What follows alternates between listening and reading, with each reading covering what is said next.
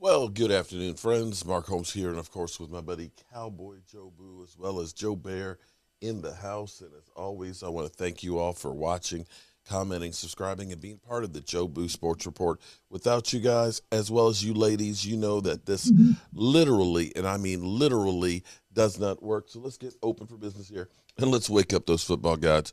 Man, I can't believe this. I just realized something with the help of Rashid because we ended up doing the New York Giants game live streaming. I know Cowboy fans don't really care. I mean, it's really just the hardcore fans that are out there like Lola, we know you're hardcore. We know you're hardcore that have been watching. But I think I may be wrong on this, but tomorrow night the New Orleans Saints play, Monday Night Football.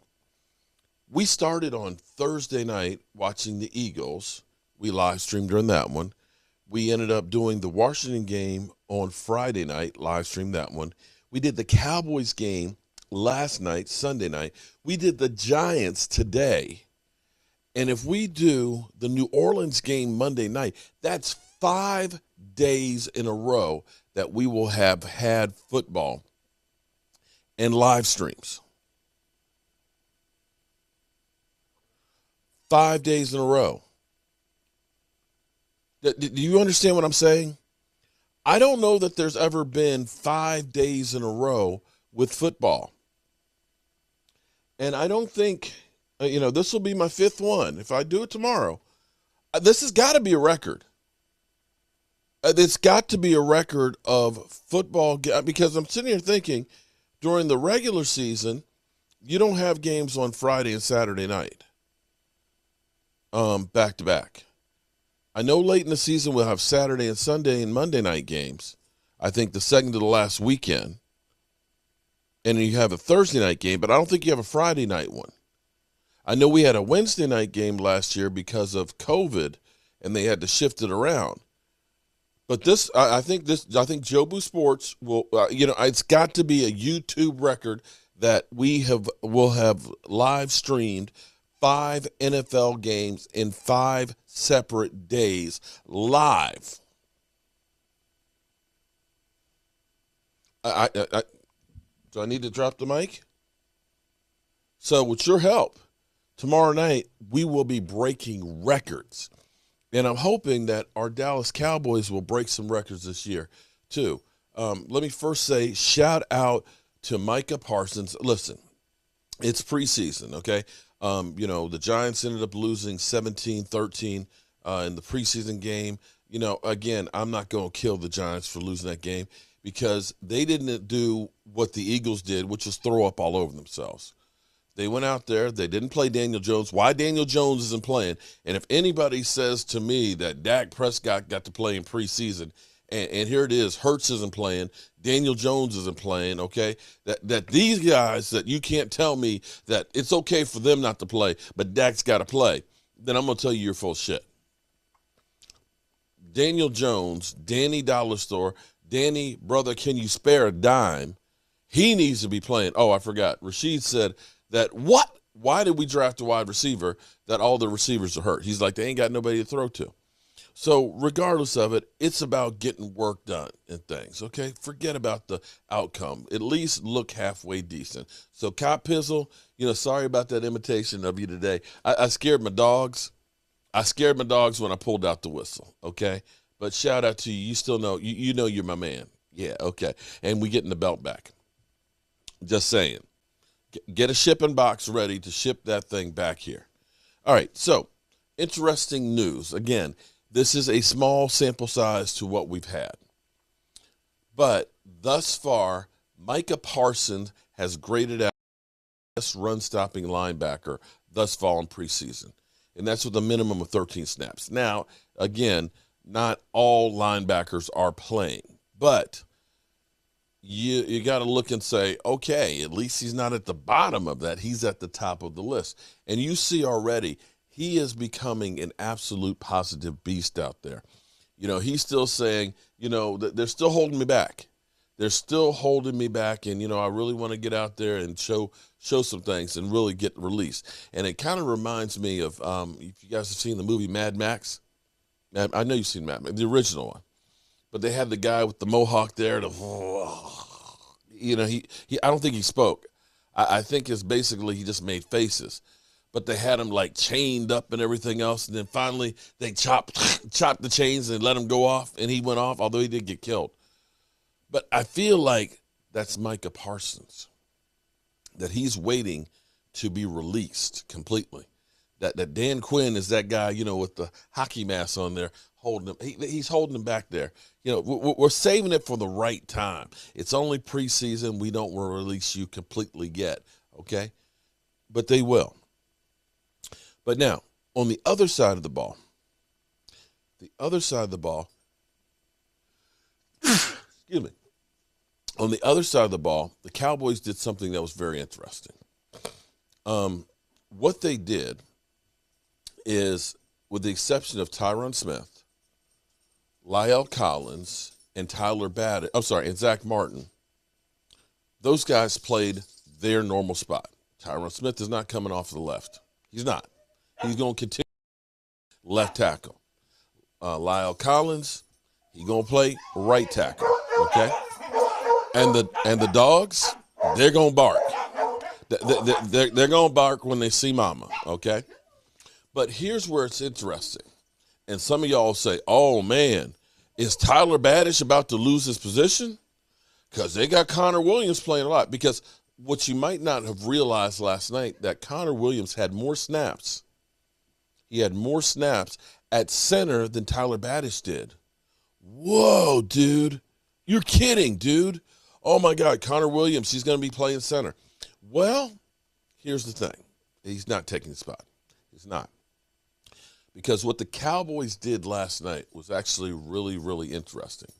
What they did was they rotated positions on the offensive line.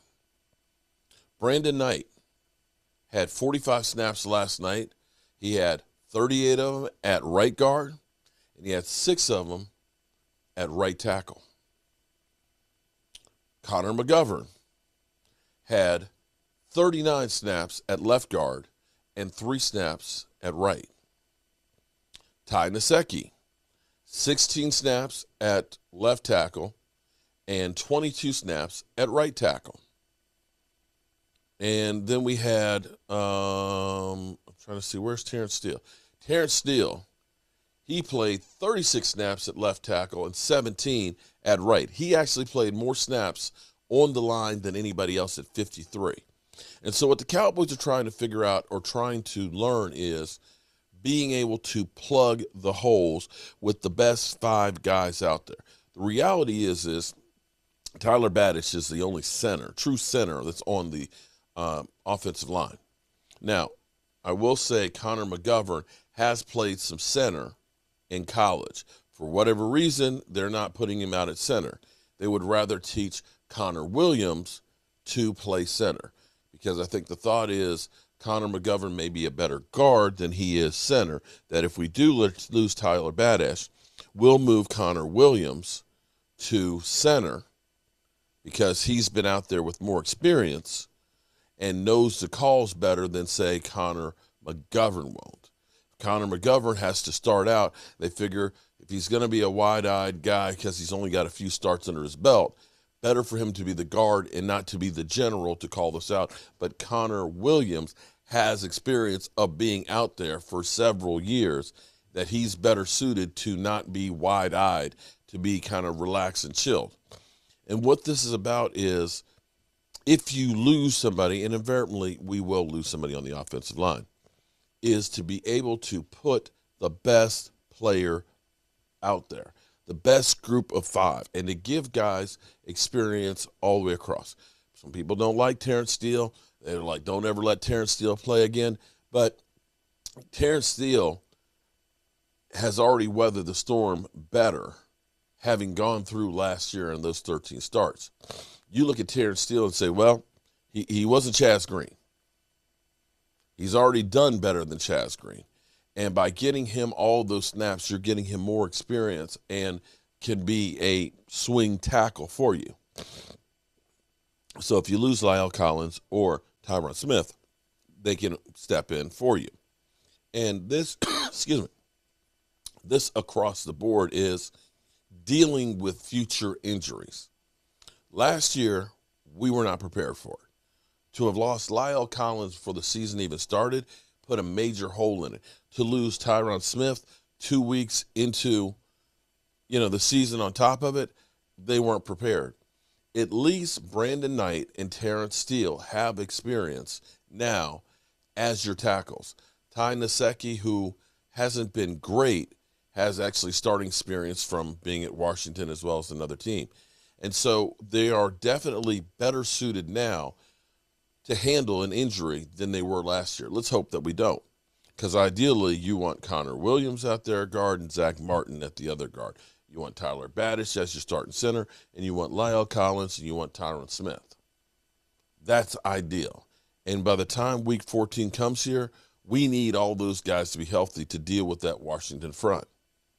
And I would say that those out there that always want to say that the Cowboys suck, that the front office stinks, that Jerry Jones is ruining the team, you must look at this team right now and say they have gotten better across the board at plugging in the holes that this team has had and getting more talent in one off season to replace a lot of aging veterans and free agents that were underperforming. Now, again, it's still just preseason. You still can't infer too much, okay? But you have to like the fight that you've seen. Now, we had Eastside Shirley in here, boasting and bragging that we kicked your ass. But here's the thing. We had 4 turnovers between Garrett Gilbert and Ben DiNucci, including a pick 6. I tell you what, my defense out there only gave up 222 yards to the offense. If I can get that kind of performance on a weekly basis, guess what, guys? We're winning most of our games, flat out.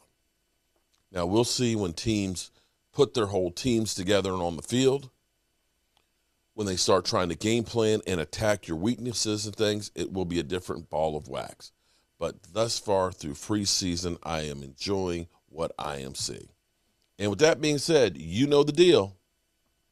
Our coach here, and as always, I want to thank you all for watching, commenting, subscribing, and being part of the Joe Sports Report. You know it.